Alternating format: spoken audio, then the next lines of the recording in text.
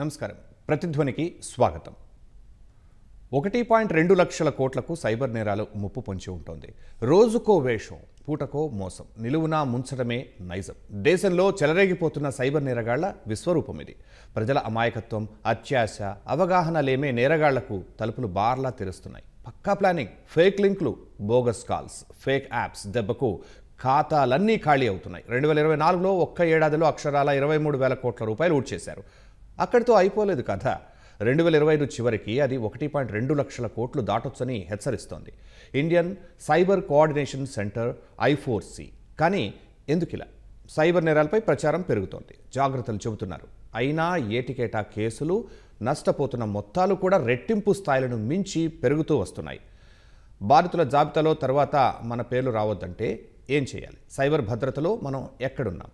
ఇదే అంశంపై నేటి ప్రతిధ్వని చర్చలో పాల్గొంటున్నవారు doctor Prasad Patibandla, director R&D centre research and cyber intelligence, digital forensics, CIDF Vijayawada నుంచి. అలాగే ముందుగా కౌశిక్ గారు, మరిడి యూట్యూబర్, ఆర్థిక సలహాదారు, బెంగళూరు.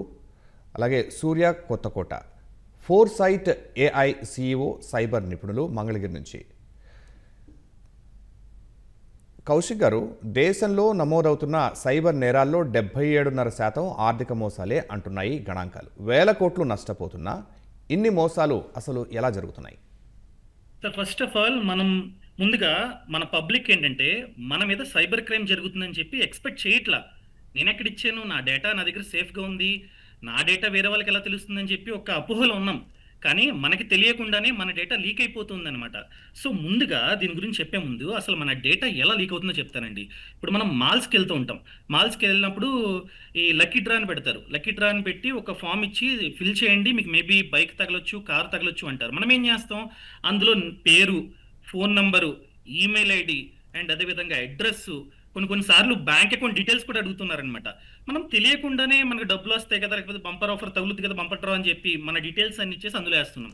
అలా ఎంతమంది వేస్తున్నారు? ఒక మాల్కి ప్రతిరోజు ఒక 1000 మంది వస్తే 1000 మందిలో మహా అయితే ఒక 500-600 మంది వేసేస్తున్నారండి అందులో.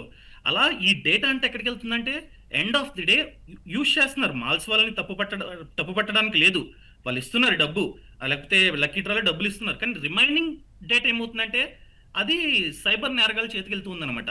అండ్ అదేవిధంగా మనకి ఆన్లైన్లో iPhone 15 ఒక 60,000 రూపాయలది 30,000 రూపాయలకి అని చెప్పి యాడ్స్ రన్ చేస్తున్నారు సైబర్ నేరగాళ్ళు. మనం ఏమనుకుంటాం, అబ్బా సగం ధరలోనే ఐఫోన్ వచ్చేస్తుందని చెప్పి మనకు తెలుసో తెలియకో దాని మీద క్లిక్ చేస్తాం. క్లిక్ చేయగానే ఫేక్ వెబ్సైట్కి డైవర్ట్ అవుతుంది అనమాట అది. సో మనం ఏం చేస్తాం, అలవాట్లో పొరపాటుగా మన పేరు అంత ఇచ్చేస్తాం, డీటెయిల్స్ ఇచ్చేస్తాం. అండ్ అదేవిధంగా మన క్రెడిట్ కార్డ్ నంబర్ ఎంటర్ చేస్తాం, CVV నంబర్ ఎంటర్ చేస్తాం, ఆ తర్వాత ఓటీపీ వస్తుంది, ఓటీపీ కూడా ఎంటర్ చేసి దాన్ని ఆర్డర్ చేస్తాం. ఫస్ట్ ఆఫ్ ఆల్ ఆ ఫోన్ మన చేతికి రాదు, మనం కట్టిన 30,000-40,000 లాసు. అండ్ దాంతో పాటు మనకి తెలియకుండానే సైబర్ నేరగాలకి మన సమాచారం అంతా ఇచ్చేసాం. ఈవెన్ క్రెడిట్ కార్డు నంబరు, అదేవిధంగా ఎక్స్పైరీ డేటు అండ్ దాంతోపాటు మన CVV నంబర్ ఇచ్చేసాం. సో దాన్ని వాళ్ళు ఫ్యూచర్లో యూజ్ చేసుకుంటారనమాట. అండ్ అదేవిధంగా మనలో చాలా మంది ఏం చేస్తున్నారంటే ముఖ్యంగా యూత్ యాప్స్ని యాప్ స్టోర్ అదేవిధంగా ప్లే స్టోర్ నుంచి కాకుండా థర్డ్ పార్టీ యాప్స్ని డౌన్లోడ్ చేసుకుంటున్నారనమాట, అనాథరైజ్డ్ యాప్స్. సో అవి ప్లే స్టోర్, యాప్ స్టోర్లో కూడా ఉండవు. టెలిగ్రామ్ గ్రూప్స్లో అక్కడెక్కడ యాప్స్ని డౌన్లోడ్ చేసుకొని దాంట్లో కూడా మనం సెన్సిటివ్ ఇన్ఫర్మేషన్ ఇచ్చేస్తున్నాం. అది ఇండైరెక్ట్గా సైబర్ నేరగాలకి వెళ్ళిపోతుంది. అండ్ అదేవిధంగా మనకి లాటరీ తగిలిందని చెప్పి SMS వస్తూ ఉంటాయి, మీకు లాటరీ తగిలింది, 1 కోటి రూపాయలు, 2 కోట్లు అని చెప్పి. ఈ మధ్య అవేర్నెస్ బాగా పెరిగింది. కానీ కొందరు ఏం చేస్తున్నారంటే తెలుసో తెలియకో, అమ్మో నాకు లాటరీ తగిలిందంట అని చెప్పి లింక్ని క్లిక్ చేసి మన డీటెయిల్స్ అని ఇచ్చేస్తున్నారు. అందులో క్లియర్గా మీ బ్యాంక్ అకౌంట్ నెంబర్ కూడా ఇవ్వండి, ఈ లాటరీ అమౌంట్ ఆ బ్యాంక్ అకౌంట్లోకి వేస్తామని చెప్పి క్లియర్గా మెన్షన్ చేస్తున్నారు. తెలుసో తెలియకో ఇచ్చేస్తున్నారు అనమాట. ఇలా మన డేటా మనమే మన చేతులారా సైబర్ నేరగాల చేతిలో పెడుతున్నాం. సో తెలుసో తెలియకో పెట్టిన తర్వాత సైబర్ స్కామ్ అవుతుంది కూడా మనకు తెలియట్లేదండి. కొన్నిసార్లు ఏం చేస్తారంటే, ఇప్పుడు షాపింగ్ మాల్స్ అని చెప్పాను కదా, మన డేటా అంతా ఇచ్చేస్తామని చెప్పాను కదా, లేకపోతే ఫేక్ వెబ్సైట్లో పర్చేస్ టైంలో మన డేటా అంతా ఇచ్చేస్తామని చెప్పాను కదా, వీళ్ళు ఏం చేస్తారంటే తెలివిగా మన ఇంటికి వచ్చి, సార్ మీకు ఆర్డర్ వచ్చింది, అమెజాన్లో ఆర్డర్ పెట్టారు కదా, ఇదిగోండి ఈ బాక్స్ మీద మీ పేరు, అడ్రస్, నంబర్ ఇదంతా ఉంది మీదే కదా అంటే మనం ఏమంటాం, నేనేం ఆర్డర్ పెట్టలేదులే, అదేమో ఎలా వచ్చిందో అంటాం.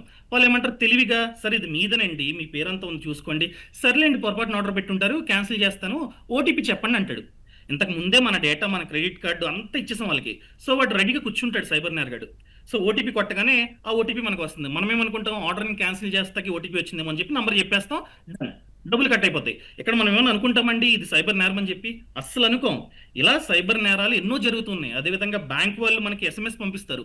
సో మీ బ్యాంక్ అకౌంట్ బ్లాక్ అవబోతుంది కొంతసేపట్లో, మీరు కేవైసీ ప్రాసెస్ని కంప్లీట్ చేయాలి, మీరు కంప్లీట్ చేయలేదు అంటారు. మనం ఏమనుకుంటాం, అయ్యో లింక్ వస్తుంది అనమాట, ఆ రైట్. లింక్ని క్లిక్ చేసి డైరెక్ట్గా కేవైసీ ప్రాసెస్ని కంప్లీట్ చేసేస్తాం. ఓటీపీ అడుగుతుంది, ఓటీపీ కూడా ఇచ్చేస్తాం. ఇలా మనకి తెలియకుండానే మన డబ్బుని మనం కోల్పోతున్నామండి. ఓకే. సూర్య గారు, మీరు ఇప్పటివరకు పరిశీలించిన కేసుల ప్రకారం సైబర్ నేరాల పెరుగుదలకు అతిపెద్ద కారణం ఏంటి? ఆ విషయంలో ప్రభుత్వాలు ఓ ఇంపాక్ట్ క్రియేట్ చేయాలంటే ఎలాంటి చర్యలు తీసుకోవాలి? సూర్య గారు. అంటే ఇప్పుడు చూస్తే మేజర్ రీజను మన సైబర్ క్రైమ్స్ జరగటానికి ఒక బేస్ లైన్ రీజన్ ఏంటంటే మన డేటాని ఈ బ్యాంకుల నుంచి కానివ్వండి, లేకపోతే డిఫరెంట్ ఏజెన్సీ నుంచి కానివ్వండి, మన సిటిజన్స్ డేటా అనేది బ్లాక్ మార్కెట్లో ఈ బ్యాంకుల్లో పనిచేసే రోగ్ ఎంప్లాయీస్ కానివ్వండి, లేకపోతే ఈ డేటా కలెక్షన్ చెప్తున్నారు కదా, మీరేదో ఇంతకుముందు కౌశిక్ గారు చెప్పినట్టుగా ఏదో మాల్లో వెళ్ళి మనం ఫోన్ నెంబర్ ఇచ్చేస్తాము. ఫోన్ నెంబర్ అనేది మనం చాలా ఈజీగా ఇచ్చేస్తూ ఉంటాము.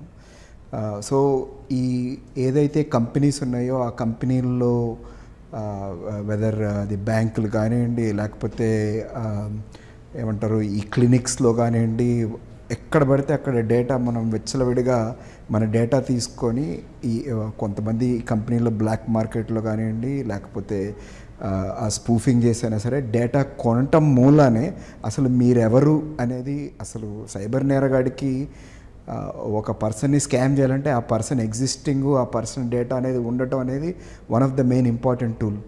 మనం లాస్ట్ ఇయర్ చూసుకుంటే మన సైబరాబాద్ పోలీసులు ఇలాగే ఈ డేటా చౌర్యం చేసే వాళ్ళని పట్టుకుంటే ఆల్మోస్ట్ 70 crore రికార్డ్స్, అప్రాక్సిమేట్లీ ఒక 20 crores పీపుల్ డేటా, వాళ్ళ బ్యాంక్ డీటెయిల్స్ కానివ్వండి, వాళ్ళ జీమెయిల్ పాస్వర్డ్లు కానివ్వండి, రకరకాల డేటా అనేది ఫస్ట్ ఇది ఈ చిన్న ఇండస్ట్రీల నుంచి కొంటము, అవన్నీ కన్సాలిడేట్ చేసి అవన్నీ మ్యాప్ చేసి, అంటే ఒక సిటిజన్ ఉంటే వాడి ఊబర్ అకౌంట్ ఏంటి, లేకపోతే వాడు జీమెయిల్ అకౌంట్ ఏంటి, వాళ్ళ బ్యాంక్ ఏంటి, వాళ్ళ పర్చేసింగ్ హిస్టరీ ఏంటి, అలా రకరకాల డేటా కొని యూజర్ ప్రొఫైలింగ్లు కూడా చేసే రేంజ్లో ఇవాళ రేపు ఈ సైబర్ నేరగాళ్ళు చాలా కన్సాలిడేషన్ స్టేజ్కి వచ్చేసారు.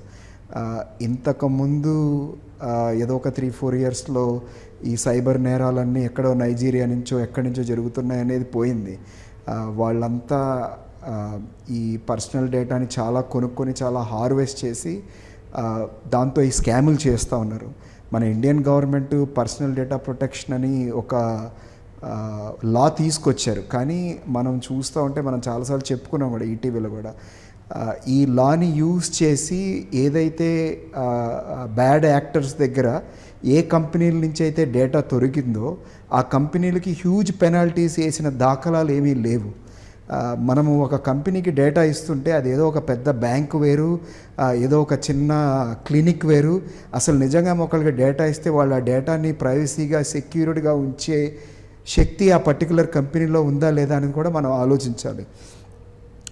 సో ఈ మనం దీన్ని చాలా రకాలుగా అటాక్ చేయాలి. But one of the biggest impact what we can get is మనము ఈ పర్సనల్ డేటా ప్రొటెక్షన్ పాలసీని ఇంకా చాలా స్ట్రెంగ్త్గా లా ఎన్ఫోర్స్మెంట్ ఏజెన్సీలు ఇంప్లిమెంట్ చేసి ఎవరిదైతే బ్లాక్ మార్కెట్లో డేటా దొరికిందో, వెదర్ అది ఊబర్ డేటా కానివ్వండి, లేకపోతే బ్యాంక్ డేటా కానివ్వండి, లేకపోతే క్లినికల్ డేటా కానివ్వండి, అవి సోర్స్ ఎవరైతే ఉన్నాయో వాళ్ళకి పెద్ద పెద్ద పెనాల్టీలు వేసి, మీరు కస్టమర్ డేటా తీసుకుంటున్నారు, ఆ డేటాని సేఫ్ గార్డ్ చేయడానికి మీరు ఏం రూల్స్ పెట్టుకున్నారు అని వాళ్ళకి పెనాల్టీస్ వేసి ఎన్ఫోర్స్మెంట్ చేస్తే ఐ థింక్ మన డేటానే జాగ్రత్తగా ఉంటే ఎవరెంత స్కామ్లు వేసినా సరే కొంతలో కొంత మార్పులు వస్తాయని నేను అనుకుంటున్నాను. రైట్ సూర్య గారు. ప్రసాద్ గారు మనతో జాయిన్ అవుతున్నారు. ప్రసాద్ గారు, ఒక్క 2024లో 23,000 కోట్లు కొట్టేశారు. ఈ ఏడాది 1.2 లక్షల కోట్లు దాటొచ్చని హెచ్చరిస్తోంది Indian cyber coordination centre. Cyber నేరాలపై ఈ లెక్కలు ఏం చెబుతున్నాయి? సార్, రీసెంట్గా జరిగినటువంటి పార్లమెంటు క్వశ్చనరీలో ఒక క్వశ్చన్లో భాగంగా వీళ్ళు రెస్పాండ్ అవ్వడం జరిగింది. సో ఇంతవరకు 2023-24 యొక్క సంవత్సరికంలో ఎంత లాస్ అయింది అన్నదానికి వాళ్ళు ఇచ్చినటువంటి స్టాటిస్టిక్స్ ఏంటంటే 23,000 కోట్ల రూపాయలు దాకా భారతదేశంలో ఉన్నటువంటి పౌరులు నష్టపోవడం జరిగింది. దాంట్లో కనీసం ఒక 34 లక్షల కుటుంబాల మధ్య ఈ లాస్ అనేది కనపడింది. అలాగే ఒక ఆల్మోస్ట్ దీంట్లో భాగంగా ప్రతి 8 సెకండ్లకు ఒక సైబర్ క్రైమ్ బాధితుడు ఉండటం అనేది అతిపెద్ద విచారకరమైనటువంటి విషయం. దాని తర్వాత ముఖ్యంగా 3 పర్టికులర్ కేసెస్లో ఎక్కువ ఫ్రాడ్ జరిగింది. ఒకటేంటంటే ఇన్వెస్ట్మెంట్ ఫ్రాడ్, ఎక్కువ మంది పెట్టుబడి పెట్టడంలో ఎక్కువ మంది నష్టపోయినటువంటి ఒక సైబర్ ఫ్రాడ్గా చూస్తే, రెండోది వచ్చేదానికి డిజిటల్ అరెస్ట్ అనేది కొత్త కోణం ఒకటి వచ్చింది. డిజిటల్ అరెస్ట్లో ఎక్కువ మంది భయాందోళనలు గురయ్యి అరెస్ట్లోకి వెళ్ళిపోయామని చెప్పి ఎక్కువ మంది డబ్బులు కోల్పోవడం ఉంది. అది ఆల్మోస్ట్ 1,500 కోట్ల రూపాయల దాకా వెళ్ళింది. అదే ఇన్వెస్ట్మెంట్ ఫ్రాడ్లో 3,500 కోట్లు అయితే, మూడోది ఒకటి ఎక్స్టార్షన్స్ పాయింట్ ఆఫ్ వ్యూలో ఇంకొకటి 1,400 కోట్ల రూపాయల దాకా పోయింది. ఈ మూడిట్లోనే ఆల్మోస్ట్ 5,500 కోట్ల రూపాయల దాకా మనకి సైబర్ ఫ్రాడ్లో కనపడుతుందంటేనే వీటి యొక్క ఇంపార్టెన్స్ అనేది మనకు అర్థమవుతుందండి. దాంతోపాటు ఈ ఫ్రాడ్స్ని, ఈ క్రైమ్స్ని ఐడెంటిఫై చేయడంలో ఇంకొక కొత్త కోణం ఏంటంటే సైబర్ స్లేవరీ అనేది ఇంకొకటి, సైబర్ ఎక్స్టార్షన్ ద్వారా కూడా ఈ మధ్య 2023, 24 అండ్ 25లో కూడా మనం ఎక్కువగా చూస్తున్నటువంటి కేసులను కూడా మనం గమనిస్తే, ఈ యొక్క ఖచ్చితంగా ఫైనాన్షియల్ ఫ్రాడ్స్ రూపంలో సైబర్ క్రైమ్లో అత్యధికంగా ఉన్నటువంటి ఫైనాన్షియల్ ఫ్రాడ్ అండ్ సోషల్ ఇంపాక్ట్లో ఖచ్చితంగా 1,00,000 కోట్ల రూపాయలు దాటడం అనేది అతిపెద్ద విషయం కాదు. ఒక రాష్ట్ర బడ్జెట్తో ఈక్వల్ ఉన్నటువంటి బడ్జెట్ ఒక ఆంధ్రప్రదేశ్లో పట్టుకోవచ్చు, ఇండియాలోనే సైబర్ ఫ్రాడ్స్లోనే మనం చూడొచ్చండి. రైట్. కౌశిక్ గారు, నరసింహ సినిమాలో రజనీకాంత్ నుంచి జూలైలో అల్లు అర్జున్ వరకు ఎప్పుడో చెప్పేశారు వాళ్ళు, అతిగా ఆశపడద్దు, రాత్రికి రాత్రే కోట్లు రావు అని. కానీ అవి ఎందుకు జనం చెవికి ఎక్కటం లేదు? ఏం లేదండి, మన ఇండియన్స్కి ఒక చిన్న ఉంటుంది, లైక్ రాత్రికి రాత్రి నేను కోటీశ్వరుని అయిపోవాలి, నేను ఈ రోజు ₹1,00,000 ఇన్వెస్ట్ చేస్తే అది 1 మంత్లో 2 లక్షలు అయిపోవాలన్న ఆశ అందరికీ ఉంటుంది, ఈవెన్ నాకు కూడా ఉంటుంది. కాకపోతే నేను అలాంటి స్టెప్స్ తీసుకునే ముందు కాస్త ఎంక్వైరీ చేస్తే కొంచెం అవేర్నెస్ ఉంది కాబట్టి. కానీ చాలా మందికి మన ఇండియాలో ఈ బేసిక్ అవేర్నెస్ లేదనమాట. ఫినాన్షియల్ లిటరసీ మన ఇండియాలో ఫినాన్షియల్ లిటరసీ రేట్ చూసుకున్నట్లయితే 24%. కానీ లిటరసీ రేట్ చూసుకున్నట్లయితే దాదాపుగా 90% అంటే ఎక్కువ ఉంది. చూడండి ఎంత డిఫరెన్స్ ఉందో. సో ఈ ఫినాన్షియల్ లిటరసీ కాస్త తక్కువ ఉండడం వలన వీళ్ళు చెప్పింది నిజమేనేమో, నిజంగా ఇన్వెస్ట్ చేస్తే అంత డబ్బు వస్తుందేమో అని చెప్పి నమ్మేసి ఇన్వెస్ట్మెంట్ చేస్తూ ఉంటారు. అంతెందుకండి, చిన్న ఎగ్జాంపుల్ చెప్పాలంటే నా పేరు మీదే చాలా ఫేక్ అకౌంట్స్ ఉన్నాయి ఫేస్బుక్లో. ఫేక్ అకౌంట్స్ క్రియేట్ చేసి నా ఫోటో పెట్టేసి నా పేరు పెట్టేసి అందరికీ మెసేజ్లు పెడుతున్నారనమాట. ఇలా మీరు స్టాక్ మార్కెట్లో ఇన్వెస్ట్ చేద్దాం అనుకుంటున్నారా, ఖచ్చితంగా ఇన్వెస్ట్ చేయండి, నేను హెల్ప్ చేస్తా అని చెప్పి. ఇందుకే చేసేది నేను కాదు, స్కామర్స్.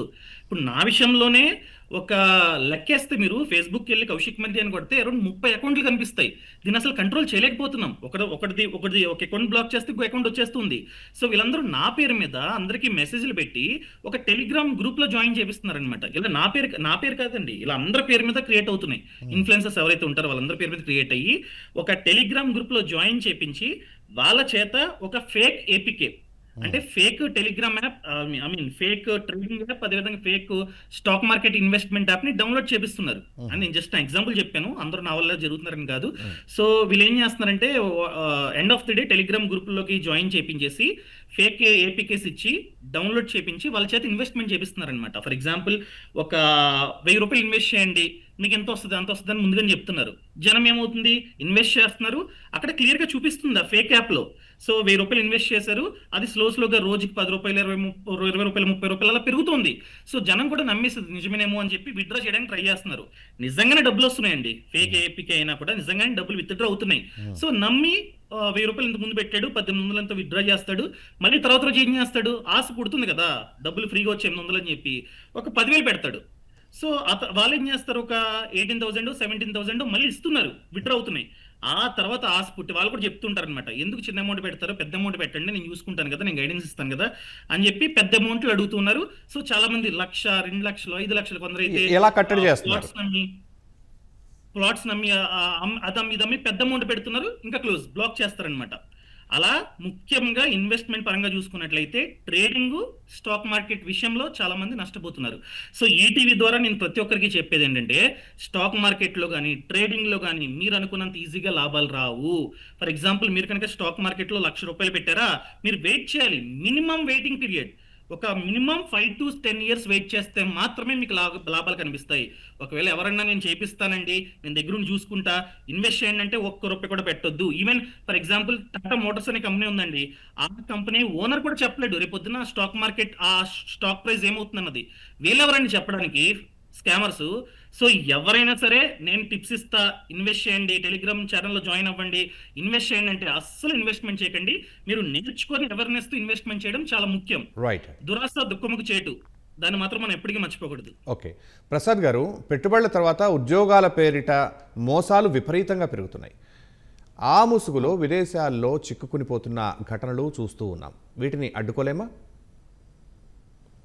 ఖచ్చితంగా అడ్డుకోగలం సార్. యాక్చువల్గా ఇది ఒక డిఫరెంట్ స్కాండల్ సార్. మనం అన్నిటిని చూసినప్పుడు ఇన్వెస్ట్మెంట్ ఫ్రాడ్ కానివ్వండి, లేకపోతే ట్రేడింగ్ ఫ్రాడ్స్ కంటే కూడా దీంట్లో ఏంటంటే ఫ్రాడే విక్టిమ్ అవుతున్నాడు, విక్టిమే ఫ్రాడ్ అవుతున్నాడు. దీంట్లో పర్టికులర్గా దీన్ని మనము టెక్నికల్గా ఏం మాట్లాడుతుంటే సైబర్ స్లేవరీ అంటాం. ఎవరైతే జాబ్స్ కోసం పర్టికులర్గా మెయినా States, Middle East, North Africa అంటే దుబాయ్ లాంటి దేశాల్లో ఇట్లా మనం జాబ్కి వెళ్దామని చాలామంది ముందు ఆన్లైన్లో అడ్వర్టైజ్మెంట్ ఇస్తారు. మీకు వర్క్ ఫ్రమ్ హోమ్ నుంచి మీకు ఆన్లైన్లో పర్టికులర్గా దుబాయ్లోనో అబుదాబీలోనో మీకు జాబ్స్ ఉన్నాయా, లేదా మలేషియాలో, సింగపూర్లో జాబ్స్ ఉన్నాయని ఒక ఫేక్ అడ్వర్టైజ్మెంట్ చూసి వాళ్ళకి ఒక 1 lakh 2 lakhs యొక్క ఆఫర్ చేయగానే ముందు సెమీ స్కిల్డ్ జాబ్స్ కోసమే ప్రమోట్ చేస్తారు. ఇవి నమ్మినటువంటి వీళ్ళందరూ ఏం చేస్తున్నారంటే ఈ అప్లై చేయడం తర్వాత వాళ్ళకి మల్టిపుల్ ఇంటర్వ్యూస్ కండక్ట్ చేసిన తర్వాత వీళ్ళని అందరినీ దుబాయ్కి పంపించడమో లేదా అబుదాబీకి పంపించి అక్కడ నుంచి రూటింగ్ చేసి పర్టికులర్గా కంబోడియా, లావోస్, ఫిలిప్పైన్స్, తర్వాత బర్మా ఆర్ మయన్మార్ ఈ దేశాల్లోకి తీసుకెళ్ళిపోయి వాళ్ళని అక్కడ ఒక సైబర్ స్లేవరీగా వెళ్ళిపోతున్నారు. ఒకప్పుడు మనం బాండెడ్ లేబర్లో చూసాం కదా హ్యూమన్ ట్రాఫికింగ్లో. అలాంటిదే ఇప్పుడు కొత్తగా న్యూ హ్యూమన్ ట్రాఫికింగ్ ఏంటంటే సైబర్ స్లేవరీ. అంటే వీళ్ళని ఈ యొక్క ఆన్లైన్లో ఒక బానిసత్వం లాగా తీసుకెళ్ళిపోయి వీళ్ళని టార్చర్గా తీసుకొచ్చేసి వాళ్ళు మాట వినకపోతే వాళ్ళని ఒక వాటర్ జైల్స్ లాంటి దాంట్లో పెట్టి వాటర్లో నుంచోబెట్టి వాళ్ళు వాటర్ జైల్లో కూర్చోబెట్టి వాళ్ళు ఫిజికల్గా, మెంటల్గా హెరాస్ చేసిన తర్వాత వాళ్ళు ఖచ్చితంగా ఇవి చేయడానికి ఒప్పుకుంటారు. ఒప్పుకున్న తర్వాత వాళ్ళకున్నటువంటి లాంగ్వేజ్ స్కిల్స్ని, తర్వాత వాళ్ళకున్నటువంటి కమ్యూనికేషన్ స్కిల్స్ని వాడి వాళ్ళని ఇండియాలో ఉన్నటువంటి కొన్ని సిమ్ కార్డ్స్ని ఎనేబుల్ చేసి వీళ్ళు పర్టికులర్ ఎవరైతే కంబోడియా, లావోస్, ఫిలిప్పైన్స్, బర్మాలో కూర్చొని ఈ యొక్క క్రైమ్ హబ్స్గా ఉన్నాయి. వీళ్ళంతా దీంట్లో వర్క్ చేసేటువంటి హైయెస్ట్ పీపుల్ ఎవరంటే వీళ్ళందరూ మన ఇండియాకి సంబంధించిన వాళ్ళే. వీళ్ళు జాబ్స్ కోసం వేరే దుబాయ్, అబుదాబికి వెళ్ళి ఇక్కడ నిలబడి ఎక్కడి నుంచి ఇన్వెస్ట్మెంట్ ఫ్రాడ్లు, ఇందాక కౌశిక్ గారు చెప్పినట్లు ట్రేడింగ్ ఫ్రాడ్స్ కానివ్వండి, ఇన్వెస్ట్మెంట్ ఫ్రాడ్ కానివ్వండి, డిజిటల్ అరెస్ట్ అలాంటి ఫ్రాడ్స్ అని ఇవన్నీ మనం రూట్స్లోకి వెళ్తే వాళ్ళ యొక్క ఐపీ అడ్రస్లో, వాళ్ళ యొక్క బ్యాంక్ డీటెయిల్స్లో దాకా వెళ్ళగలిగితే వీళ్ళ యొక్క ఆరిజిన్ ఆఫ్ ది ఐపీస్ వచ్చేదానికి ఈ పర్టికులర్ కంట్రీస్లో ఉంటుంది. పర్టికులర్గా మన ఇండియాలోనే అసలు వీళ్ళు ఎవరు ఎలా వెళ్తున్నారన్న దానికి మినిస్ట్రీ ఆఫ్ ఎక్స్టర్నల్ అఫైర్స్ వీళ్ళ యొక్క డీటెయిల్స్ తీస్తే ఏం జరిగిందంటే ఎవరైతే విజిటింగ్ వీసాతోనూ లేకపోతే లైక్ బిజినెస్ వీసాస్తో వెళ్ళిన వాళ్ళందరూ 1,20,000 మెంబర్స్ పర్టికులర్గా లేదా 1 lakh పీపుల్ పర్టికులర్ ఈ కంట్రీస్లోకి వెళ్ళిపోయి వాళ్ళు ఇంకా మళ్ళీ 3 months తర్వాత వాళ్ళు ఇండియాకి రాలేదన్నమాట. ఆ విధంగా మనకి ఎంతమంది విక్టిమైజ్ అనేది లైక్ ఇన్వర్స్గా ఐడెంటిఫై చేయగలిగితే ఎంతమంది ఇండియా నుంచి ఈ కంట్రీస్కి వెళ్ళారు, తర్వాత వాళ్ళు ఎవరైతే 3 months లేదా 6 monthsకి విజిటింగ్ వీసాకి వెళ్ళిన వాళ్ళు వెనక్కి ఎందుకు రాలేదు అన్న దాని మీద అనాలిసిస్ చేయగలిగిన తర్వాత చాలా పర్టికులర్గా మనకు విశాఖపట్నం కమిషనరేట్ కానివ్వండి, హైదరాబాద్ కమిషనరేట్ కానివ్వండి, లేకపోతే తర్వాత ఢిల్లీ కానివ్వండి, రాజస్థాన్ కానివ్వండి, పంజాబ్ కానివ్వండి, ఈ కమిషనరేట్లందరూ చాలా అటాక్ చేసిన తర్వాత ఈ సైబర్ స్లేవరీ అనేటువంటి గ్యాంగ్స్ని ఐడెంటిఫై చేయడం జరిగింది. వాళ్ళని కూడా అరెస్ట్ చేయడం కూడా జరిగింది. ఇంకా కూడా ఇంకా మనకి అన్రిపోర్టెడ్, నాన్ రిపోర్టెడ్ ఇంకెంతమంది విక్టిమైజ్డ్ ఉన్నారనేది ఇంకా మనం ministry of external affairs, ministry of home affairs కలిసి కూడా ఈ యొక్క నాన్ రిటర్న్ అనేటువంటి ఎవరైతే క్యాండిడేట్స్ ఉన్నారో వాళ్ళ కోసం అబ్జర్వ్ చేసి వాళ్ళ యొక్క ఐడెంటిటీని అబ్జర్వ్ చేయడం జరుగుతుందండి. దీని మేజర్ ఒకటి ఎవరైనా ఎలా అడ్డుకోవాలి దీన్ని అనేది మనకి అర్థం కాని ప్రశ్నగా ఉంటుంది. ఎలా అడ్డుకోవాలి అది ఒకటే సార్, దానికి ఒకటే సార్. ఫస్ట్ ఆఫ్ ఆల్ మనకు ఎవరైనా జాబ్ ఆఫర్ చేస్తున్నారంటే అసలు ముందు ఆ కంపెనీ ఏంటి, వాళ్ళ యొక్క కంపెనీ యొక్క హిస్టరీ ఏంటి, వాళ్ళ వెబ్సైట్స్ ఉన్నాయా అంటే ఆన్లైన్ ఫుట్ ప్రింట్ చెక్ చేసుకోవాలి. వాళ్ళ వెబ్సైట్ ఉందా, వాళ్ళ సోషల్ మీడియా హ్యాండిలర్స్ ఉన్నాయా, దాంట్లో ఎంతమంది ఎంప్లాయీస్ ఉన్నారు, వాళ్ళ లింక్డ్ఇన్ ప్రొఫైల్స్ ఏంటి, వాళ్ళ యొక్క హైరార్కీ ఏంటి, జాబ్ హైరార్కీ, ఇవన్నీ చూసిన తర్వాత వాళ్ళ యొక్క జిఎస్టీఎన్ నెంబర్స్ ఏమైనా దొరుకుతున్నాయా ఇవి కొంత వెరిఫై చేసుకోవాలి. చెక్ చేసుకున్న తర్వాత ఇలాంటి పర్టికులర్గా ఏదైతే స్కాండర్లకు సంబంధించిన కంపెనీలు ఉంటాయో, ఫేక్ కంపెనీస్ ఉంటాయో జనరల్గా ఇంత ఫుట్ ప్రింట్స్ వాళ్ళు మెయింటైన్ చేయరు. ఆ ఫుట్ ప్రింట్స్ని వీళ్ళు ఎప్పుడైతే ఐడెంటిఫై చేయగలుగుతారో, మోస్ట్లీ ఇక్కడ ఏంటంటే విక్టిమ్స్ ఎవరంటే చదువుకున్న వాళ్ళు అండి. మిగతాట్లో కొంచెం నాలెడ్జ్ లేకపోతే ఇక్కడ చదువుకున్న వాళ్ళు they are the victims of the thing. ఈ యొక్క మినిమం వెరిఫికేషన్ చేయగలిగితే, జాబ్ వెరిఫికేషన్స్, పోర్టల్ వెరిఫికేషన్ చేయగలిగితే మాక్సిమం వీళ్ళ యొక్క జాబ్ సైబర్ స్లేవరీ నుంచి విక్టిమైజ్డ్ అవ్వకుండా కొంతవరకు మనం అడ్డుకట్ట వేయచ్చు అండి. రైట్ అండి. కౌశిక్ గారు, ఎలా అడ్డుకోవాలి ఇలాంటి సంఘటనల నుంచి, ఎలా బయటపడాలి? ఇప్పుడు నాకు ఒక ఇన్సిడెంట్ గుర్తొచ్చింది. రీసెంట్ గా నా సబ్స్క్రైబర్ ఒకరు నన్ను అప్రోచ్ అయ్యారనమాట. ఇలా మాకు 40 లక్షల సైబర్ క్రైమ్ జరిగిందండి, అని అడిగితే నేను క్లియర్గా ఎక్స్ప్లెయిన్ చేయమన్నా ఏం జరిగిందని చెప్పి. ఒక లేడీ అంట సార్ చెప్పినట్టు బర్మా నుంచి, అంటే ఆయనకి ముందుగా బర్మా నుంచి ఇలా లేడీ ఫేస్బుక్ లో మెసేజ్ పెట్టిందని తెలియదు. సో నేను ఒక స్టాక్ మార్కెట్ ఎక్స్పర్ట్ని, ట్రేడింగ్ ఎక్స్పర్ట్ని, నేను మీ డబ్బుని డబుల్ త్రిబుల్ చేస్తాను అని చెప్పి ఫేస్బుక్ లో మెసేజ్ పెట్టిందంట ఒక ఆమె. యాక్చువల్ విక్టిమ్ ఎవరంటే, నష్టపోయింది ఎవరంటే ఒక పోలీస్. నేను ఎంత డీటెయిల్స్ చెప్పను. సో ఆయన ఏం చేశారు, సరే అని చెప్పి నంబర్ ఇచ్చారంట. ఆమె వాట్సాప్ లో టచ్ లో వచ్చింది. వాట్సాప్ లో టచ్ లో వచ్చినప్పుడు క్లియర్ గా చెప్పిందంట, నేను ట్రేడర్ని, నేను నా డబ్బులు డబుల్ త్రిబుల్ చేసుకుంటూ ఉంటాను, నాకు చాలా ఎక్స్పీరియన్స్ ఉంది, నన్ను నమ్మండి, నాతో పాటు మీ డబ్బు కూడా ఇన్వెస్ట్మెంట్ చేస్తే ఒక 5,000 ఇన్వెస్ట్ చేసి చూడండి అని చెప్పి అన్నారంట. సో ఇతను ఏం చేశారు, 5,000 ఇన్వెస్ట్ చేస్తే ఒక 1 or 2 days లోనే 7,000 8,000 రిటర్న్ ఇచ్చారంట. సో ఈయన ఆమె నమ్మడం స్టార్ట్ చేశారు. ఆ తర్వాత 10,000 12,000 ఎంత ఇన్వెస్ట్ చేస్తే 19,000 వరకు రిటర్న్ ఇచ్చారంట. అలా ₹1,00,000 పెడితే అరౌండ్ 1,80,000 1,70,000 రిటర్న్ ఇచ్చారంట. ఇదేదో బాగుంది అని చెప్పి ఆమె ఒక ఐడియా ఇచ్చిందంట, సార్ మీది ఇంత తక్కువ అమౌంట్ ఎందుకు, నేను మంచిగా ట్రేడింగ్ చేసి మీకు డబ్బులు రప్పిస్తున్నాను కదా, ఒక 40 లక్షలు 50 లక్షలు పెట్టేసండి అంటే ఆయన నిజంగానే హైదరాబాద్ లో ఒక ప్లాట్ అమ్మేసి 40 లక్షలు ట్రాన్సాక్షన్ జరిగిందంట. అది కూడా ఒక అకౌంట్ కాదండి, చాలా అకౌంట్స్ ఇచ్చారంట. ఆ మల్టిపుల్ బ్యాంక్ అకౌంట్స్ లోకి ఈయన డబ్బు వేయడం మొదలు పెట్టారంట. ఆ తర్వాత వెంటనే బ్లాక్ అంట. సో చాలా బాధపడుతుంటే ఒకరోజు ఆ అమ్మాయి బర్మా నుంచి, ఆ అమ్మాయి అనుకోకుండా ఈయనకి కాల్ చేసి, నేను ఇక్కడ బర్మాలో ఉన్నా, నేను ఇక్కడ ట్రాప్ అయిపోయా, ఇది ఒక పెద్ద మాఫియా, నాలాగే చాలా మంది ఉన్నారు, మా పొరపాటున మన ఏం బయటకు వచ్చిందంటే మమ్మల్ని చంపేస్తారు, ఇక్కడ మమ్మల్ని అడిగే అసలు ఎక్కడున్నాం ఏం చేస్తున్నాం అని అడిగే వాళ్ళు కూడా ఎవరు లేరు, ఒక ట్రాప్ ఇది. సో మాకు ట్రైనింగ్ ఇచ్చారు, మీలాంటి వాళ్ళని ఫైండ్ అవుట్ చేసి మీలాంటి వాళ్ళ చేత ట్రేడింగ్ అని చెప్పి మోసం చేసి డబ్బులు కొంచెం ఇచ్చి చివరిలో మీరు పెద్ద అమౌంట్ ఇచ్చిన తర్వాత మిమ్మల్ని బ్లాక్ చేయడమే మా పని, ఇదో పెద్ద మాఫియా, దీని గురించి 10 మందికి తెలిసేలా చేయండి అని చెప్పి అమ్మాయి ఈయనకి టచ్ లోకి వచ్చి చెప్పారంట. ఆ తర్వాత తెలిసింది, ఓహో సైబర్ క్రైమ్స్ అని ఇండియాలో జరగవా, మోస్ట్లీ సైబర్ క్రైమ్స్ ఇలా బర్మా లాంటి దేశాల్లో జరుగుతున్నాయా. వాళ్ళు కూడా అంటే ఒక జాబ్ అని చెప్పి అలా ట్రాప్ చేశారంట అండి. జాబ్ అని చెప్తే అక్కడికి వెళ్ళి ఇంకా ట్రాప్ అయిపోయి ఇంకా ఏమైనా ఎక్స్ట్రాలు మాట్లాడినా లేకపోతే ఏమైనా చేసినా చంపేస్తానంతో వాళ్ళు కూడా భయపడి ఇలా ఎంతో మంది, కొన్ని వేల మంది మన ఇండియన్స్ ముఖ్యంగా కౌశిక్ గారు, ఇలా మీరు అవగాహన కల్పిస్తుండడం ఎంతో మందికి మేలు చేస్తుంది అనుకుంటున్నాం. అయితే సూర్య గారు, ఫేక్ ఖాతాలు, హనీ ట్రాప్ ఇప్పటికీ బాగా కలవర పెడుతున్న 2 అంశాలు ఇవి. ఎందుకని వీటిని సమర్థంగా ఎదుర్కోలేకపోతున్నాం? అంటే లాస్ట్ 5-6 ఇయర్స్లో కొంచెం ఈ ఫేక్ ఖాతాలు, కోఆర్డినేషన్లు అవన్నీ కొంచెం చెప్పాలంటే లా ఎన్ఫోర్స్మెంట్ ఏజెన్సీస్ మధ్య ఈ నోడల్ ఏజెన్సీస్ ఏదైతే ఉన్నాయో, ఈ ఫేక్ ఖాతా అంటే అది ఫేక్ ఖాతా మన బ్యాంక్ ఖాతా అయి ఉండొచ్చు, లేకపోతే సోషల్ మీడియా అకౌంట్ అయి ఉండొచ్చు, ఫోన్ నెంబర్లు అయి ఉండొచ్చు, ఇవైనా అయి ఉండొచ్చు.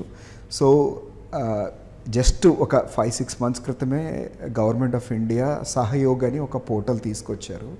సో ఎక్కడ క్రైమ్ జరిగినా సరే, ఏ సైబర్ క్రైమ్ జరిగినా సరే, మీరు ఆ క్రైమ్కి సంబంధించిన డీటెయిల్స్ ఇండియాలో ఉన్న అన్ని లా ఎన్ఫోర్స్మెంట్ ఏజెన్సీస్కి ఇంతకుముందు మెయిల్స్ పంపించేవాళ్ళం. ఇప్పుడు అట్లా కాకుండా ఈ సహయోగ్ అనే పోర్టల్లో అప్లోడ్ చేయమని చెప్పారు.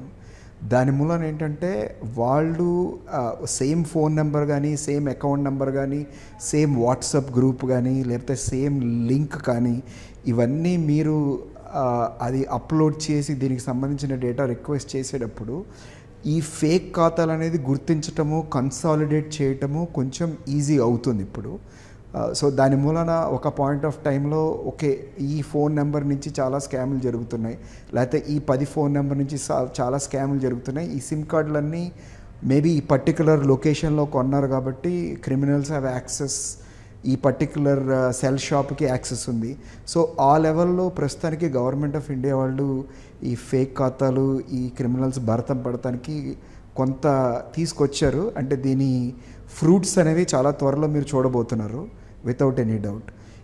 ఈ హనీ ట్రాప్లు అవన్నీ ఏంటంటేనండి, ఇంతకుముందు ఈ హనీ ట్రాప్లు చేయటానికి చాలా ఇబ్బంది అయిపోయేది. కానీ ఇవాళ రేపు ఈ పోర్నోగ్రాఫిక్ సైట్స్లో కానివ్వండి, లేకపోతే మిగిలిన వాటిల్లో ఇంతకుముందు బ్రదర్ చెప్పినట్టుగా మన ఇండియన్ విమెనే తెలుగులో మాట్లాడటము, వాళ్ళ లోకల్ లాంగ్వేజ్లో మాట్లాడి, మనం ఏంటంటే తెలుగులో మాట్లాడాం కాబట్టి మనం will put our God down and we think వీళ్ళు క్రిమినల్స్ కాకపోయి ఉండొచ్చు, మన వాళ్ళే లోకల్ వాళ్ళే అనుకుంటారు అని అనుకుంటాం కాబట్టి వాళ్ళు కూడా ఆ లెవెల్కి సైబర్ క్రిమినల్స్ కూడా చాలా అడ్వాన్స్డ్గా వెళ్ళిపోయారు. మన లా ఎన్ఫోర్స్ సిస్టమ్స్ కన్నా ఇంకా ముందుకు వెళ్ళిపోయారు. సో అగైన్ మీరు చూస్తే ఎవరైతే ముగ్గురు ఎక్స్పర్ట్స్ చెప్తున్నారో అందరూ చెప్పేది ఏంటంటే ఈ టెలిగ్రామ్ అనేది చాలా పెద్ద ప్రాబ్లం అయిపోయింది లా ఎన్ఫోర్స్మెంట్కి కూడా. ఆల్మోస్ట్ 50% ఆఫ్ క్రైమ్స్ టెలిగ్రామ్ ద్వారా జరుగుతున్నాయని మేము వింటున్నాము. అంటే ఎవరైనా స్టడీ చేశారో లేదో తెలియదు. సో ఇలాంటి యాప్స్ ఏదైతే చాలా ఈజీగా డౌన్లోడ్ చేసుకునే యాప్స్ గురించి ఒకసారి ఆలోచించడం బెటర్. రైట్ రైట్ ప్రసాద్ గారు, అసలు సైబర్ సెక్యూరిటీలో మనం ఎక్కడున్నాం? సైబర్ భద్రత అనేది మన సిస్టమ్స్కి, పర్సనల్ సిస్టమ్స్కి, ఫోన్స్కి, దీనికి ఏమైనా సాఫ్ట్వేర్స్ ఉన్నాయా? ఈ ట్రెండ్కి లేటెస్ట్ వాళ్ళు వాడుతున్న ఏవైతే సాఫ్ట్వేర్స్ వాడి మనల్ని దోచేస్తున్నారో, సైబర్ మోసాలు చేస్తున్నారో వాటి నుంచి తప్పించుకోవడానికి మన దగ్గర ఏమైనా సాఫ్ట్వేర్ ఉందా? అలాగే డిజిటల్ ఫోరెన్సిక్స్ విషయంలో అసలు ఉభయ తెలుగు రాష్ట్రాల్లో పరిస్థితి ఏమిటి? ట్రేసింగ్, క్యాచింగ్లో మన దర్యాప్తు సంస్థలు ఎక్కడున్నాయి? బేసికల్గా మనము వాడేటువంటి జనరల్గా మన ఇండియాలో ఆండ్రాయిడ్ ఫోన్స్ కానివ్వండి, లేకపోతే యాపిల్ ఫోన్స్ కానీ మన జనరల్గా ఎక్కువ వాడతారండి. ఆండ్రాయిడ్ ఫోన్స్లో కానివ్వండి, అది యాపిల్ ఫోన్స్లో డిఫాక్టో సెక్యూరిటీ సెట్టింగ్స్ అనేది ఎప్పుడు ఎనేబుల్ అయ్యి ఉంటాయండి. దానివల్ల మనకి ఏంటంటే ఏదన్నా ఫిషీ లింక్స్ మనం క్లిక్ చేయడం కానివ్వండి, లేకపోతే ఏదన్నా ఏపీకే లింక్స్ కానివ్వండి, వీటిని మనము వాంటెడ్గా పర్టికులర్ యూజర్ డౌన్లోడ్ చేస్తేనో లేకపోతే వాటిని క్లిక్ చేసి వాటి మీద రన్ త్రూ అయితేనే తప్ప జనరల్గా ఏంటంటే ఈ డిఫాక్టో సెక్యూరిటీస్ అనేది మనకు చాలా వరకు కాపాడతాయి.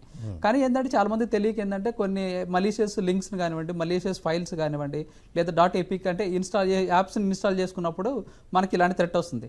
సో దీన్ని కొంతవరకు మనం కవర్ చేయడానికి ఏంటంటే total security softwares like Malwarebytes కానివ్వండి, బిట్ డిఫెండర్స్ కానివ్వండి, లేకపోతే క్యాస్పరస్కీ ఫైల్ లైక్ ఇవన్నీ ఒక ప్రీమియం వర్షన్స్లో ఒక 300 నుంచి 500 మధ్య 1 year సబ్స్క్రిప్షన్ దొరుకుతూ ఉంటాయి. వీటిని చేసుకోవడం వల్ల ఏంటంటే కొంత యాడ్వేర్స్ కానివ్వండి, లేకపోతే ఇలాంటి కొన్ని పర్టికులర్ లింక్స్ని మన వరకు బ్లాక్ చేసి క్వారంటైన్ చేయడానికి ఒక ఛాన్సెస్ ఉండేయండి. అలాంటివి మనం వాడుకోవచ్చు. అలాగే మన యొక్క వైఫైస్కి మనం యొక్క MFA లాంటి మల్టీఫ్యాక్టర్ అథెంటికేషన్స్ ఎనేబుల్ చేసుకోవటం, మన డివైస్కి మల్టీఫ్యాక్టర్ అథెంటికేషన్ ఎనేబుల్ చేయటం, లేదా బయోమెట్రిక్ స్క్రీన్ లాక్ చేయటము, ఇలాంటి కొన్ని పాస్వర్డ్స్ మేనేజ్ చేసుకోవడం. అలాగే మన యొక్క సోషల్ మీడియా అకౌంట్స్కి పర్టికులర్గా యూజర్ నేమ్ పాస్వర్డ్స్, మల్టీ పాస్వర్డ్స్తో పాటు పర్టికులర్గా డేటా ప్రైవసీతో పాటు డేటా సెక్యూరిటీ, అంటే చాలామంది సెక్యూరిటీతో పాటు ప్రైవసీ చేయట్లేదు. అంటే చాలా వాళ్ళ యూజర్ నేమ్ పాస్వర్డ్స్ ఎప్పుడు బ్రేక్ కావు, కానీ వాళ్ళ ఫోన్ నెంబర్లు, ఈమెయిల్ ఐడీలు విజిబుల్ అయ్యేటట్టు వాళ్ళ యొక్క సోషల్ మీడియా అకౌంట్స్లో పెడుతున్నారు. వాటి ద్వారా కూడా చాలాసార్లు ఇంపర్సనేట్ అయ్యేటువంటి ఛాన్సెస్, ఫ్రాడ్స్కి వెళ్ళే ఛాన్సెస్ ఉన్నాయి. సో కాబట్టి సైబర్ సెక్యూరిటీ, సైబర్ ప్రైవసీ అనేది ఈ రెండు వర్టికల్స్ని ఎవరైతే ప్రాపర్గా మేనేజ్ చేయగలుగుతారో వాళ్ళు ఖచ్చితంగా ఈ యొక్క సైబర్ దోపిడీల నుంచి వాళ్ళు రక్షించుకోబడతారండి. అలాగే మీరు అడిగినటువంటి రెండో క్వశ్చన్ ఏంటంటే డిజిటల్ ఫోరెన్సిక్స్లో మన ఉభయ రాష్ట్రాలు, మన ఏపీ కానీ తెలంగాణలో డిజిటల్ ఫోరెన్సిక్స్లో మన యొక్క కేపబిలిటీస్ ఏంటి? మన యొక్క ఏపీ లా ఎన్ఫోర్స్మెంట్ ఏజెన్సీస్ ఎవరైతే ఉన్నారో మనకి దేశం మొత్తంలోకి చూసుకుంటే మనకు ఒక 7 సెంట్రల్ ఫోరెన్సిక్స్ ల్యాబ్స్ ఉన్నాయి, ఒక 32 స్టేట్ ఫోరెన్సిక్స్ ల్యాబ్స్ ఉన్నాయి, ఒక 80 రీజనల్ ఫోరెన్సిక్స్ ల్యాబ్స్ ఉన్నాయి. వీటి యొక్క మేజర్ కాన్సన్ట్రేషన్ ఏంటంటే సీన్ ఆఫ్ క్రైమ్లోనో, క్రైమ్ సీన్ ఇన్వెస్టిగేషన్లో లా ఎన్ఫోర్స్మెంట్ పోలీస్ ఆఫీసర్స్ ఎక్కడైతే వెళ్తారో వాళ్ళు మొబైల్ ఫోన్స్ కానివ్వండి, లేకపోతే డివైజెస్ కానివ్వండి, డిస్కులు కానివ్వండి, లేకపోతే ర్యామ్ డంప్ కానివ్వండి, లేకపోతే సర్వర్ లాక్స్ కానివ్వండి, వాళ్ళు క్రైమ్ సీన్లో తీసుకొచ్చిన తర్వాత వాళ్ళు జనరల్గా they will do the post mortem అంటే ఫోరెన్సిక్ అనాలిసిస్ చేస్తారు. మనకి ఎక్కడ ప్రాబ్లం వస్తుందంటే డిటెక్షన్లో ప్రాబ్లం వస్తుంది. అంటే ఫోరెన్సిక్ ఎగ్జామినేషన్లో మనకేం ఛాలెంజ్ లేదు. మనము క్రైమ్ ఎవడైతే చేస్తున్నాడో వాడిని ఐడెంటిఫై చేయడం, ట్రాకింగ్, ట్రేసింగ్ అండ్ ట్రాపింగ్, ఈ యొక్క ట్రాకింగ్ ట్రేసింగ్లోనే మాత్రం ఎక్కువ వస్తుంది. అంటే మనకి ఫోరెన్సిక్స్ ల్యాబ్స్ కంటే కూడా ఇన్వెస్టిగేషన్ కమ్ ట్రాకింగ్ ల్యాబ్స్ అనేది కావాలి.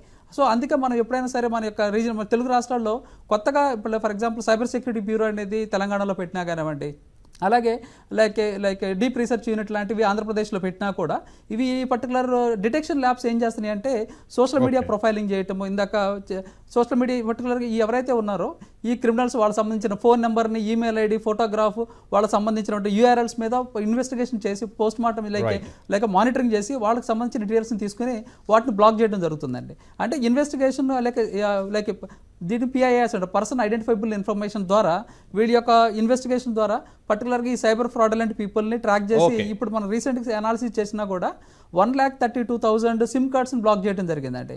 అలాగే 3,30,000 సిమ్ కార్డ్స్ని 1,70,000 IMEIs బ్లాక్ చేయడం అంటేనే మనం అర్థం చేసుకోవచ్చు మన ఆర్గనైజేషన్ చాలా ప్రోగ్రెసివ్గానే ఉండాలనుకోవాలి. కౌశిక్ గారు, యూట్యూబ్, ఫేస్బుక్, ఇన్స్టా, వాట్సాప్ లేదా టెలిగ్రామ్ వీటిల్లో ఎక్కడైనా ఇన్వెస్ట్మెంట్ రిలేటెడ్ కంటెంట్ ఎదురు పడితే రెస్పాండ్ అవ్వాలా వద్దా? అయ్యే ముందు ఏం పరిశీలించాలి? ఇప్పుడు మన సోషల్ మీడియా ప్లాట్ఫామ్స్ లో 2 రకాలైన క్రియేటర్స్ ఉన్నారండి. ఒకరేంటంటే జస్ట్ అవేర్నెస్ క్రియేట్ చేస్తారు. పలానా స్టాక్స్ ఇన్వెస్ట్ చేయండి, లేకపోతే లింక్ క్లిక్ చేసి నేను చెప్తాను, గైడెన్స్ ఇస్తాను, లింక్ క్లిక్ చేయండి అని చెప్పరు. జస్ట్ అవేర్నెస్ కల్పిస్తారు. నాలాంటి వాళ్ళు అనుకోవచ్చు. రెండో వాళ్ళు ఏంటంటే వాళ్ళు పక్క స్కామర్స్ అనమాట. స్కామ్ చేయాలనే ఉద్దేశంతో వాళ్ళు ఏం చేస్తారంటే సోషల్ మీడియాలో లైక్ ఎవరైతే ఫినాన్స్ కంటెంట్ క్రియేటర్స్ ఉంటారో, లేకపోతే ఇంకొన్ని క్రియేటర్స్ ఉంటారో వాళ్ళ పేరు మీద ఫేక్ అకౌంట్స్ క్రియేట్ చేసి, ఇంతకు ముందు చెప్పినట్టు టెలిగ్రామ్లోకి డైవర్ట్ చేసి వాళ్ళ చేత ఫేక్ ఏపీకేస్ డౌన్లోడ్ చేపించి స్కామ్ చేస్తున్నారు. మూడో టైప్ చూసుకున్నట్లయితే అడ్వర్టైజ్మెంట్స్ అనమాట. అంటే ఈ ఫేస్బుక్ లోని, ఇన్స్టాగ్రామ్ లోని వాళ్ళకి అంటే మెటాకి డబ్బులు కట్టించి మరి ఫేక్ పోస్టర్స్ ని డిజైన్ చేపిస్తున్నారు. ఇక్కడ క్లిక్ చేసి 10,000 ఇన్వెస్ట్ చేస్తే 20,000 వస్తాయి అని చెప్పి. సో ఫస్ట్ ఆఫ్ ఆల్ నేను చెప్పేది ఏంటంటే మనకి అవేర్నెస్ ఉండాలి. లైక్ అసలు ఈజీ మనీ పాసిబుల్ కాదు, స్టాక్ మార్కెట్ లో కావచ్చు, ఎక్కడన్నా కావచ్చు, ఈజీ మనీ పాసిబుల్ కాదు అని చెప్పి మనం ఆడియన్స్ కి అవేర్నెస్ కల్పించాలి. అప్పుడు ఎన్ని యాడ్స్ వచ్చినా, వాళ్ళు ఎన్ని ప్రయోగాలు చేసినా, ఎన్ని ఫేక్ అకౌంట్స్ క్రియేట్ చేసినా అది వెళ్ళరు. ఫర్ ఎగ్జాంపుల్ రీసెంట్ గా డిజిటల్ అరెస్ట్ అని చెప్పి కొన్ని మంత్స్ బ్యాక్ ఎన్నో జరిగాయి. ఆ తర్వాత ప్రభుత్వం ఏం చేసింది, మనం ఎవరికైనా కాల్ చేస్తే డిజిటల్ అరెస్ట్ గురించి అవేర్నెస్ కల్పించింది. కాల్ చేయగానే ఇదివరకు క్రింగ్ క్రింగ్ అని వచ్చేది. ఇప్పుడు అలా కాకుండా ఇలా డిజిటల్ అరెస్ట్ జరుగుతుంది, ఎవరైనా సరే పోలీసులు, ఇన్కమ్ ట్యాక్స్ ఆఫీసర్ అని చెప్పి మిమ్మల్ని డిజిటల్ అరెస్ట్ చేస్తే రెస్పాండ్ కాకండి అని చెప్పి గవర్నమెంట్ బాగా అవేర్నెస్ క్రియేట్ చేసింది. ఈ మధ్య ఈ డిజిటల్ అరెస్టులు చాలా తగ్గాయి. సో అదే విధంగా ఫస్ట్ ఆఫ్ ఆల్ ఆడియన్స్ గా మనం ఫ్రీ మనీ రాదు, ఏది ఈజీ కాదు అని చెప్పి మనం బిలీవ్ చేయాలి. ఆ తర్వాత ప్రభుత్వం కూడా ఇంతకు ముందు ఎలా క్రియేట్ చేసింది అవేర్నెస్ డిజిటల్ అరెస్ట్ కి, అలా ఇంకాస్త అవేర్నెస్ ని క్రియేట్ చేస్తే వాళ్ళు ఎన్ని స్కాములు చేసినా ప్రజలైతే దగ్గరికి పోరండి. ఫర్ ఎగ్జాంపుల్ నేను నా పేరు మీద ఫేక్ అకౌంట్స్ 100 క్రియేట్ చేసినా 100 బ్లాక్ చేయించగలను, కానీ క్రియేట్ చేసే వాళ్ళని ఆపలేకపోతున్నా. వాళ్ళ ఇంటెన్షన్ అది క్రియేట్ సైబర్ క్రైమ్ చేయాలని చెప్పి వాళ్ళని ఆపలేం మనం. రైట్, ఎవరు మానిటర్ చేస్తారు అనే దాన్ని మనం తర్వాత చూద్దామండి. సూర్య గారు, సైబర్ నేరాల విషయంలో మన స్మార్ట్ ఫోనే మన పాలిట శత్రువు అని అంటూ ఉంటారు. అది ఎలాగా, ఈ విషయంలో ఎలాంటి జాగ్రత్తలు తీసుకోవాలి? అంటే ఈ రోజుల్లో మనకి ఇన్ఫర్మేషన్ అనేది ప్రతి మచ్ మన స్మార్ట్ ఫోన్స్ నుంచే వస్తుంది. ఈ స్కాములు జరగటానికి కావాల్సిన ఇన్ఫర్మేషన్ కూడా మన స్మార్ట్ ఫోన్ నుంచే వెళ్తుంది. ఆ పాయింట్ ప్రేక్షకులు అందరూ గమనించాలి. సో మన సెల్ ఫోన్ అనేది ఒక పెద్ద రెస్పాన్సిబిలిటీగానే తీసుకోవాలి. ఏదో మన దగ్గర డబ్బులు ఉన్నాయి ఫోన్ కొనుక్కోవడం అనేది కాదు. ఈ పాయింట్ ఆఫ్ వ్యూలో ఆలోచించి మనం ఏదన్నా ఒక అప్లికేషన్ డౌన్లోడ్ చేసేటప్పుడు కంపల్సరీ ఆ అప్లికేషను ఇప్పుడు ఐఫోన్ ఉన్న వాళ్ళకి కొంత పర్వాలేదు, ఎందుకంటే యాప్ స్టోర్లో అంత ఈజీగా వాళ్ళు యాప్ అప్రూవ్ చేయరు. అందుకని ఈ ప్లే స్టోర్స్లో వీటిల్లో ఈ టెలిగ్రామ్లో లింకులు పెట్టడము, ఆ టెలిగ్రామ్ గ్రూపుల్లోకి ఈ సోషల్ మీడియా ఫేస్బుక్ కానివ్వండి, లేకపోతే వీటిలన్నిటి నుంచి రీడైరెక్ట్ చేయటము. ఇంతకుముందు కౌశిక్ గారు ఒక చిన్న వెరీ ఫైన్ పాయింట్ ఒకటి చెప్పారు.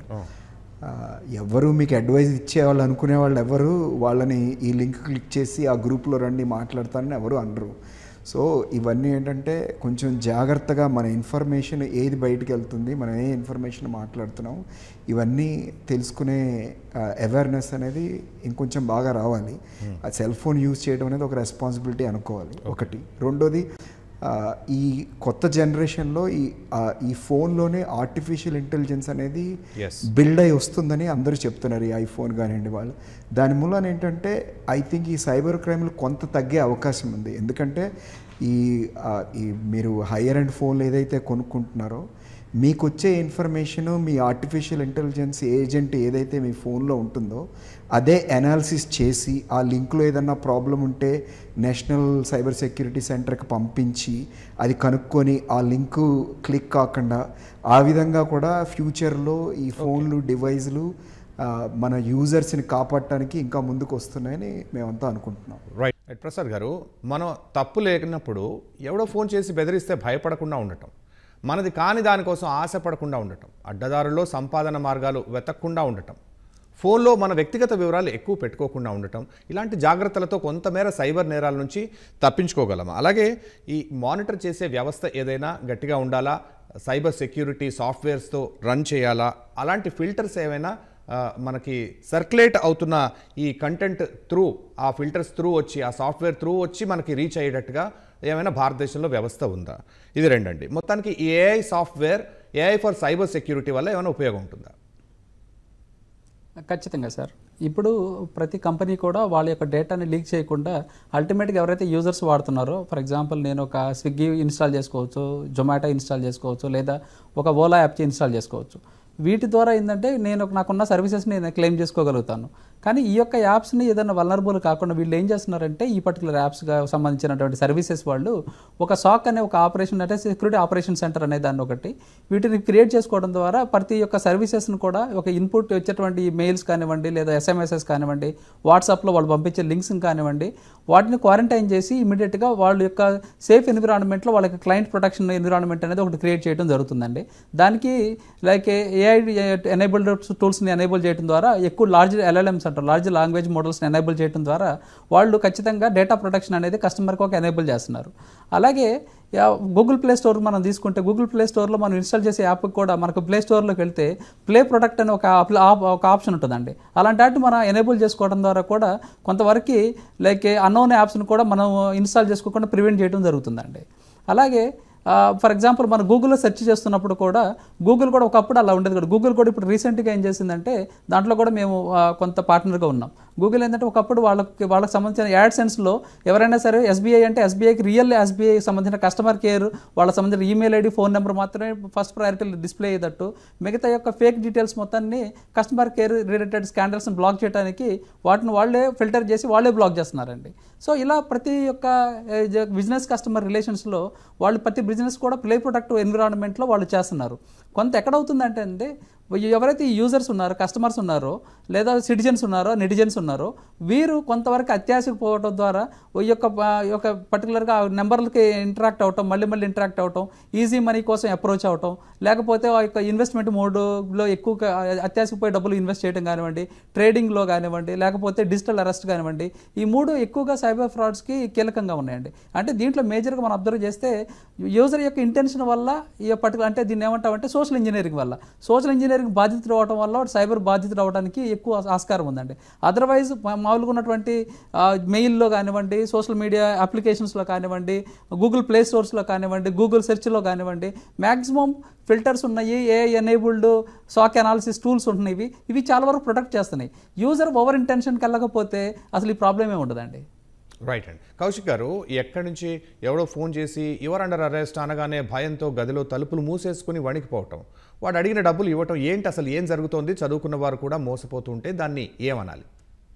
లిటరల్గా అండి, నేను చాలా మందిని చూసాను. నేను రీసెంట్గా గచ్చిబౌలిలో ఉన్నటువంటి సైబర్ క్రైమ్ ఆఫీస్కి వెళ్తే ఎంతమంది వస్తున్నారో వాళ్ళలో 90% డిజిటల్ అరెస్ట్ అని చెప్తున్నారు.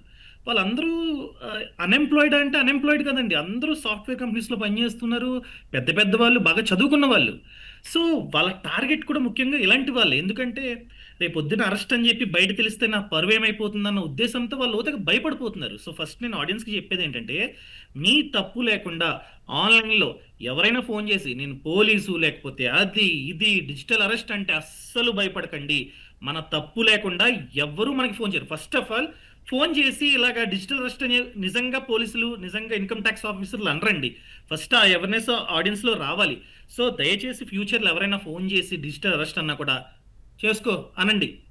ఎందుకంటే 90% అలా చేసేదందరూ ఫ్రాడ్స్టర్సే, సైబర్ నేరగాళ్లే. సో దయచేసి మీ క్రెడిబిలిటీ ఏమవుదు, ఇలా మీరు భయపడిపోయి డబ్బులు కట్టేస్తేనే రేపొద్దున ఇంకా మీ క్రెడిబిలిటీ దెబ్బతింటుంది. అరే ఇంత చదువుకున్నావు, నీలాంటోడివి సైబర్ క్రైమ్కి ఎలా గురయ్యావు, నీలాంటోడు డబ్బులు కట్టడానికి నమ్మలేకపోతున్నా అని చెప్పి అప్పుడు చిన్న చూపు మనకి.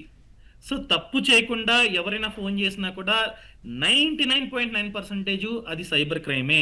రీసెంట్గా ప్రభుత్వం కూడా కాల్ చేసినప్పుడు ఆ టోన్ వచ్చేటట్టు పెట్టారు. బిగ్ థ్యాంక్స్ టు ప్రభుత్వం అండి. సో ఫైనల్గా నేను చెప్పేది ఏంటంటే, భయపడొద్దు.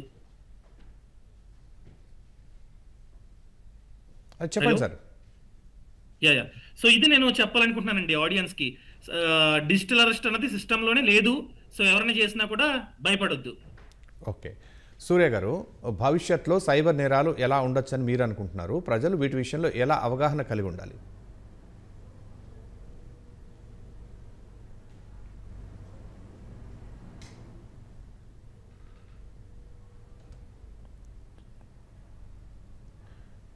కౌశిక్ గారు, యా, ఇప్పటి వరకు మన వన్ సెకండ్, సూర్య గారు రెస్పాండ్ అవుతున్నారు, చెప్పండి సార్. ఇప్పటి వరకు మన మిత్రులంతా మాట్లాడినట్టుగా ఇన్వెస్ట్మెంట్ ఫ్రాడ్స్ కానివ్వండి, హనీ ట్రాప్ కానివ్వండి, డిజిటల్ అరెస్ట్ కానివ్వండి, డిఫరెంట్ టైప్ ఆఫ్ స్కామ్స్ ఏదైతే జాబ్ స్కామ్ కానివ్వండి, ఇవన్నీ ఏం చెప్తున్నారో ఈరోజు ఒక హ్యూమన్ చేస్తున్నారు. ఫ్యూచర్లో ఒక ఆర్టిఫిషియల్ ఇంటెలిజెన్స్ సిస్టమే ఫేస్బుక్లో కానివ్వండి, టెలిగ్రామ్లో కానివ్వండి, వాటన్నిటిలో యాడ్లు ఇచ్చి ఏదైతే మీరు హనీ ట్రాప్ చేస్తున్నారో అక్కడ నిజంగా ఇప్పుడు అట్లీస్ట్ డిజిటల్ అరెస్ట్ చేస్తానికి ఎవరో ఒక ఆఫీసర్ని యూనిఫామ్ అన్న ఒక పర్సన్ని యూనిఫామ్ వేయాలి, లేకపోతే హనీ ట్రాప్ చేయాలంటే ఒక అమ్మాయిని తీసుకురావాలి. బట్ ఈ డీప్ ఫేక్లు, డీప్ వాయిస్లు వచ్చిన తర్వాత ఆర్టిఫిషియల్ ఇంటెలిజెన్స్ అనేది చాలా లార్జ్ స్కేల్లో ఫ్యూచర్లో ఇలాంటి స్కాములు చాలా చేసే అవకాశం ఉంది. అది పోలీసులు రెస్పాండ్ అయ్యే లోపే ఎంత డ్యామేజ్ జరుగుతుందో కూడా తెలియని పరిస్థితి నెక్స్ట్ 3-4 సంవత్సరాల్లో మన లా ఎన్ఫోర్స్మెంట్ సిస్టమ్ కూడా ఓవర్ బర్డెన్ అయిపోయే సిచ్యువేషన్ కూడా వచ్చే అవకాశం ఉంది. అందుకనే మనం ఎట్లయితే ముందు చూపుతో జాగ్రత్త పడతామో మీ ఫోనుల్లో అవసరం లేని యాప్లు తీసేయండి, వీలైనంత వరకు మీ డేటా షేర్ చేయొద్దు. నేను ఈ ప్రోగ్రామ్ బిగినింగ్లో చెప్పాను, ఈ సైబర్ సెక్యూరిటీకి పెద్ద ప్రాబ్లం, మనకి పెద్ద డ్రాబ్యాక్ ఏంటంటే మన డేటా ఆల్రెడీ బ్లాక్ మార్కెట్లో ఉండటమే. మన బ్యాంక్ ఇన్ఫర్మేషన్ కానీ ఇవన్నీ బ్యాంక్లో ఉండే రోగ్ ఎలిమెంట్స్తో వీళ్ళు ఈ సైబర్ క్రిమినల్స్ డీల్స్ పెట్టుకొని ఆ డేటాలు డౌన్లోడ్ చేసుకోవటము, ఈ ఏదైతే ఈ స్విగ్గీలు వీటిల్లో డేటాలు కొనటము. సో చాలా డేటా అనేది ప్రతి ఒక్కళ్ళ డేటా బ్లాక్ మార్కెట్లో ఆల్రెడీ ఉంది.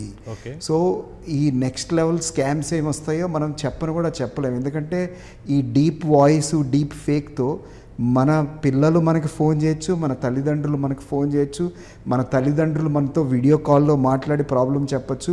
అది కరెక్టో కాదో కూడా చెప్పలేని స్టేజ్కి ఏఐతో ఈ సైబర్ సెక్యూరిటీ ప్రాబ్లమ్సే ఎన్హాన్స్ కాబోతున్నాయి.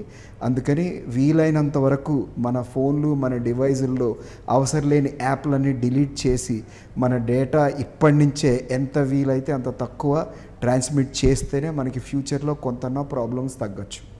సూర్య గారు, అలాగే ముళ్ళుతోటే తీయాలి అంటారు. ఈ సైబర్ ఫ్రాడ్స్ని సైబర్ సెక్యూరిటీతో ఎలా కట్టడి చేయాలి, ఎలాంటి సాఫ్ట్వేర్ రావాలి, వాటిని ఎలా అప్డేట్ చేస్తూ ఉండాలి, సెట్టింగ్స్ విషయంలో ఎలాంటి ప్రచారం జరగాలి? అంటే ఇప్పుడు చెప్పినట్టుగా ఈ డిజిటల్ అరెస్ట్ గురించి గవర్నమెంట్ ఆఫ్ ఇండియా వాళ్ళు లాస్ట్ 3-4 మంత్స్లో చాలా ప్రోగ్రెస్ తీసుకొచ్చారండి. I think main thing is awareness also.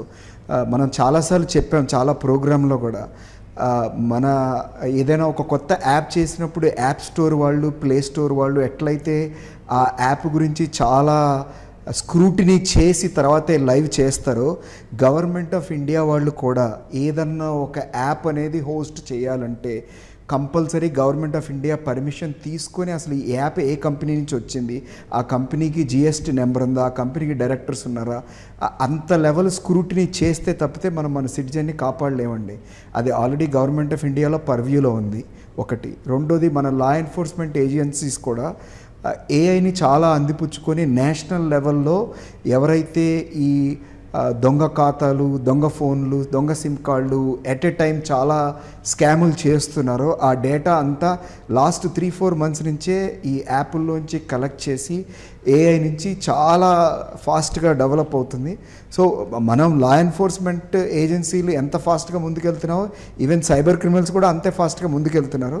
But at least ఈ మీలాంటి ఈటీవీ కానివ్వండి, మిగిలిన న్యూస్ ఛానల్ కానివ్వండి, మీ అందరి ఈ ప్రయత్నాన్ని మేము అభినందించాల్సిందే. మీ మూలనే ఈ ప్రోగ్రాం చూసే కొంతమంది అయినా సరే ఎందుకు అన్నెసరీ యాప్లు, ఎందుకు అన్నెసరీ ఇన్వెస్ట్మెంట్ అని చెప్పి మనం డబ్బులు పెడతాం అని ఇలా కొంత అవేర్నెస్ వస్తేనే కలెక్టివ్గా మనం వీటిని ఎదుర్కోగలమని నేను నమ్ముతున్నాను. రైట్ అండి, ధన్యవాదాలు ప్రసాద్ గారు, కౌశిక్ గారు, సూర్య గారు, సరైన సూచనలు చేశారు. ఇది నేటి ప్రతిధ్వని. నమస్కారం.